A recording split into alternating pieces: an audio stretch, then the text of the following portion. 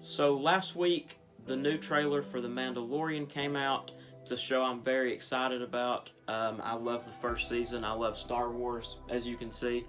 So I'm really excited to jump into this and talk about it. We're going to talk about the trailer, some things that may have been Easter eggs in the trailer, news regarding Boba Fett and Sabine Wren, maybe even Ahsoka. So stick around. I hope you enjoy the video. Consider leaving a like and subscribing, and hope you enjoy it.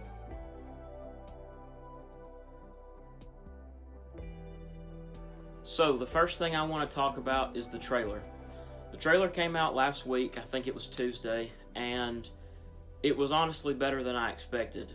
I was really glad that they didn't include major spoilers. I was really worried that they would. I was hoping that they weren't going to include Ahsoka in the trailer, and they didn't, which made me happy, because while I do want to see her and I would love to see her in live action, I want to wait for the actual episode that she shows up to see her for the first time. Hopefully it's in a big way. Maybe she's saving the Mandalorian and Baby Yoda.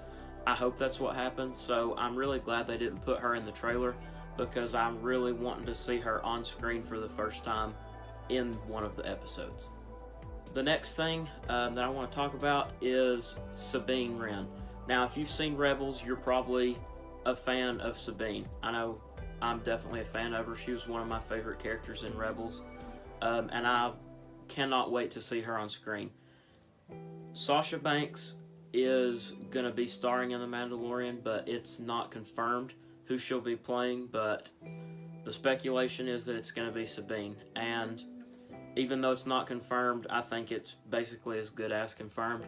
Now, we did get to see Sasha in the trailer. She showed up for a second on, they didn't name the planet, but in my opinion it looks like Mon Cala. So she showed up there while in the background the armorer was talking about the Jedi, which in the trailer made you think that she was just a random Jedi, but I think they were throwing that off because they didn't want to reveal that she was Sabine yet. So she's standing in the shadows, kind of in the back, with a hood on, so you can't really see anything but her face. I think they also did that on purpose so you wouldn't see the purple hair. But she's just standing in the shadows, and then some people walk by and she disappears. Now, we saw in Rebels that this is something that she's really good at. I think even in like episode 1 or 2, there was a group of stormtroopers looking around, and she just kind of disappeared, basically, got out of their sight. She's really good at stuff like that, so that's why it also makes me think that Sasha's character is Sabine. Now, another thing that kind of gives it away, if you take that image of her and you turn the brightness all the way up and you do some things with like contrast and kind of edit the picture, you can sort of see a little bit of purple. Now, I don't know if that's just the camera or if it actually is her hair. I'm thinking it's her hair, but I could be wrong. But I'm really excited to see her back on screen in live action. Like I said, she was one of my favorite characters, and I really hope that she's around for more than 1 or 2 episodes. The next thing I'm going to talk about is Boba Fett. So, Boba Fett has been speculated to be in The Mandalorian ever since the show was announced. He was the first person in Star Wars that we saw wearing Mandalorian armor back in Empire Strikes Back. So as soon as the show The Mandalorian was announced, Boba Fett rumors just started flying around everywhere. So it is confirmed that he's going to be in this season, and Temuera Morrison is going to play him. Now, Temuera Morrison is the same guy that played Jango Fett in the prequels, if you didn't know, and he's also the same guy, obviously, that the clones are based off of. So, now Temuera Morrison's agent did reveal that he will be coming back to Star Wars, and he will be playing Boba Fett in The Mandalorian Season 2. Something that is really interesting, though, about this is that on the file that he released that showed Temuera Morrison is going to be in the show, it said that under the director's tab, like showing which director he would be working for, it said various. And the reason that's interesting is because if you know anything about The Mandalorian, you know that each episode is directed by a different person.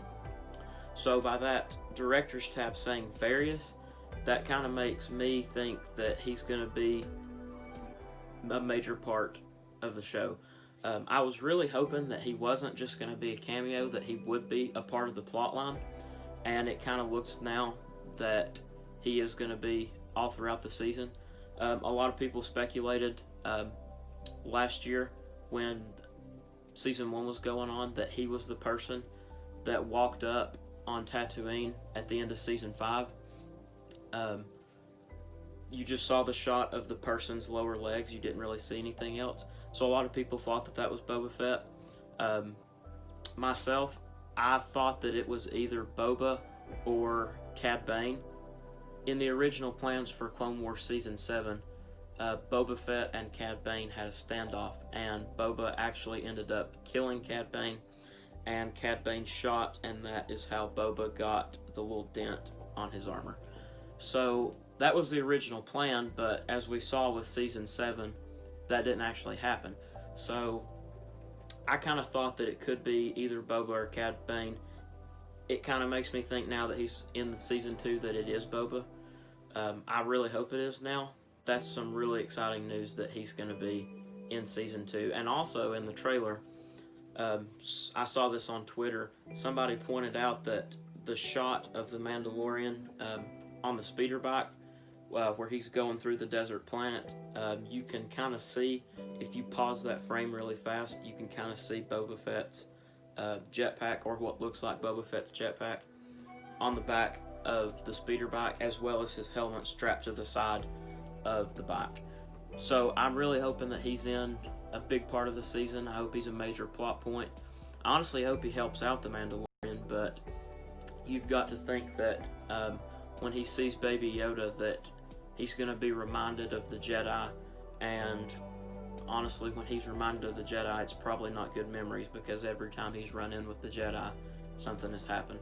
I mean, they're the people that killed Jango, his dad. So I'm not really sure where they're going to go with it. I have a lot of faith in Dave and John, but I am really excited to see him in Season 2. Another thing that we saw from the trailer is it looks like that this season is going to be a whole lot of world building. We saw Mon Cala, or what I think is Mon Cala, being the water planet, and we also saw the ice planet, which in my opinion I think is Ilum. And if you don't know what Ilum is, it's the planet where one of the first Jedi temple were. It's basically where the Kyber crystals are. So if you played Fallen Order, you know that you go to Ilum, and that's where you get your Kyber crystal. And Ilum also became the planet that Starkiller Base was made from.